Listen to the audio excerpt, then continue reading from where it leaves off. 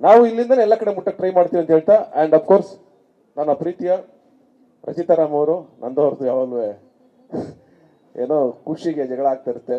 And ಇಬ್ಬರು ಭಾಳ ಪ್ರೀತಿಯಿಂದ ಕೆಲಸ ಮಾಡ್ತಾ ಇದ್ದೀವಿ. ಅಫ್ಕೋರ್ಸ್ 3ನೇ ಸಿನಿಮಾ ಅಂತಂದ್ರೆ ಎಲ್ಲರೂ ಯೋಚನೆ ಮಾಡಿ ಆ ಪೇರ್ನ ಜನ ಎಷ್ಟು ಇಷ್ಟಪಟ್ಟಿದ್ದಾರೆ ಅಂತ. ಅಫ್ಕೋರ್ಸ್ ರಚಿತಾ ಅವರು ಅವತ್ತಿಂದ ಇವತ್ತರೆಗೂ ಅದನ್ನು ಮೇಂಟೈನ್ ಮಾಡ್ಕೊಂಡು ಬಂದಿದ್ದಾರೆ. ಆ್ಯಂಡ್ ಲೇಡಿ ಸೂಪರ್ ಸ್ಟಾರ್ ಅಂತ ಇಟ್ಟಾಗ ಹೆಸರನ್ನ ಫಸ್ಟ್ ನಾನು ಒಂದು ಮಾತು ಹೇಳಿದೆ ಮಹೇಶ್ಗೆ, ಅಫ್ಕೋರ್ಸ್ ಇಡೀ ಏನು ಅದರಲ್ಲೇನು ತಪ್ಪು.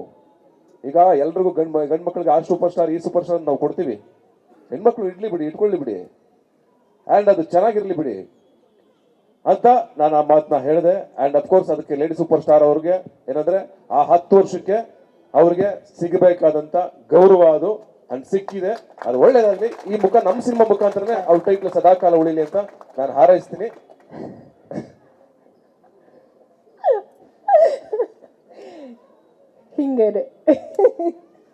ಹಿಂಗೆ ಕಿತ್ತಾಡೋದು ನಾವು. But thank you so much ನಿಮಗೆ, ಬೀಯಿಂಗ್ ಅ ಸೀನಿಯರ್.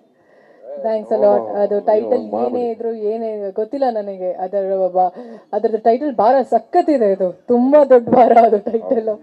ಬಟ್ ಸತ್ಯ ಹೇಳ್ತೀನಿ, ಲೇಡಿ ಸೂಪರ್ ಸ್ಟಾರೋ ಇಲ್ಲ ಸ್ಟಾರೋ ಏನೋ ಗೊತ್ತಿಲ್ಲ, ನಾನು ಇನ್ನೂ ನನ್ನ ಅಭಿಮಾನಿಗಳಿಗೆ ಯಾವಾಗಲೂ ಸದಾ ಬುಲ್ಬುಲ್ ಆಗೇ ಇರ್ತೀನಿ. ನಾನು ಬುಲ್ಬುಲ್ ಆಗೇ ಇರೋದು. ಸೂಪರ್, ಅಷ್ಟೇ. Very nice. ಆ್ಯಂಡ್ ಇನ್ನೊಂದು ಇನ್ಸಿಡೆಂಟ್ ಹೇಳಬೇಕು. ನಾವು ಈ ಫೋಟೋ ಶೂಟ್ ಮಾಡಬೇಕು ಅಂತಂದಾಗ ಒಂದು ರಚಿತಾ ಅವ್ರು ಸಪೋರ್ಟ್ ಮಾಡಿದ್ದೆ ಹೇಳ್ತೀನಿ ನಾನು. ಒಬ್ಬ ಹೀರೋಯಿನ್ನು ಏನಿಲ್ಲ, ಸುಮ್ಮನೆ ಆಯ್ತು ಮುಗೀತು ಏನ. ಓಕೆ, ಏನಿಲ್ಲ, ಅವ್ರ ಸಪೋರ್ಟ್ ತುಂಬಾ ಚೆನ್ನಾಗಿದೆ. ಎಲ್ಲ ಹೀರೋಯಿನ್ಗಳು ಹಂಗಿರ್ಲಿ ಅಂತ ನಾನು ಹಾರೈಸ್ತೀನಿ ಅಷ್ಟೇ, ಇನ್ನೇನಿಲ್ಲ, ಬೇರೆ ಏನಿಲ್ಲ.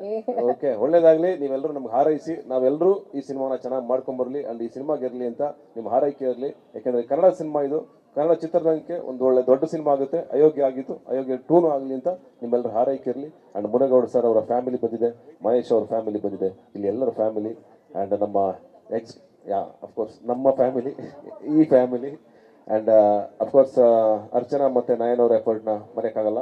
ಅವರು ಹಿಂದೆ ನಿಂತು ತುಂಬ ಕೆಲಸ ಮಾಡ್ತಿದ್ದಾರೆ. ಆ್ಯಂಡ್ ನರಸಿಂಹ ಅವರು ಈಗ ಹೊಸದಾಗಿ ಜಾಯ್ನ್ ಆಗಿದ್ದಾರೆ, ಸಂತು ಮಾಸ್ಟರ್ ಆ್ಯಂಡ್ ನಮ್ಮ ಸಿನಿಮಾಗೆ ಬರ್ತಾ ಇರುವಂಥ ಅರ್ಜುನ್ ಅವರು ಫೈಟ್ ಮಾಸ್ಟರ್ ಆ್ಯಂಡ್ ಬಾಕಿ ಮುಂದೆ ಯಾವ ಟೆಕ್ನಿಷಿಯನ್ಸ್ ಬರ್ತಾರೋ ಎಲ್ರಿಗೂ ನಿಮ್ಮ ಹಾರೈಕೆ ಇರಲಿ ಅಂತ ಹೇಳ್ತಾ ನಮ್ಮ ಈ ಮಾತನ್ನ ಮುಗಿಸ್ತೀನಿ. Thank you so much. Thank you.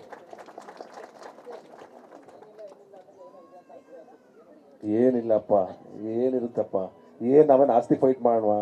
ಇಲ್ಲ, ನಮ್ಮ ಮಧ್ಯೆ ಏನೂ ಇಲ್ಲ, ಎಲ್ಲ ಏನಿಲ್ಲ. ನಾವು ಯಾವುದೋ ಫೋಟೋ ಶೂಟ್ ಮಾಡ್ಬೇಕಾದ್ರೆ ಇಬ್ರು ಕಿತ್ತಾಡ್ತಾ ಇರ್ತೀವಿ. ಏನೋ ಈ ಎಕ್ಸ್ಪ್ರೆಷನ್ ಇಷ್ಟ, ಇದಿಷ್ಟ, ಈ ಫೋಟೋ ಇಷ್ಟ, ಇದಿಷ್ಟೇ ನಮ್ಮ ಮಧ್ಯೆ. ಅಂದರೆ ಸಿನಿಮಾದಲ್ಲೂ ಮ್ಯಾಟ್ನಿನಲ್ಲಿ ಓದಿತ್ತು ನಮಗೆ, ಅಯೋಗ್ಯದಲ್ಲಿ ಓದಿತ್ತು ನಮಗೆ, ಈಗಲೂ ಅದೇ ಇದೆ ಅಷ್ಟೇ, ಬೇರೆ ಏನಿಲ್ಲ. ಅಲ್ಟಿಮೇಟ್ಲಿ ಸಿನಿಮಾಗೋಸ್ಕರನೇ ಕಿತ್ತಾಡ್ತಿರೋದು. ನೀವು ಎಲ್ರಿಗೂ ಗೊತ್ತಿದೆ ಇವ್ರದ್ದು ಕಾಟ ಜಾಸ್ತಿ ಇರುತ್ತೆ ಅಂತ.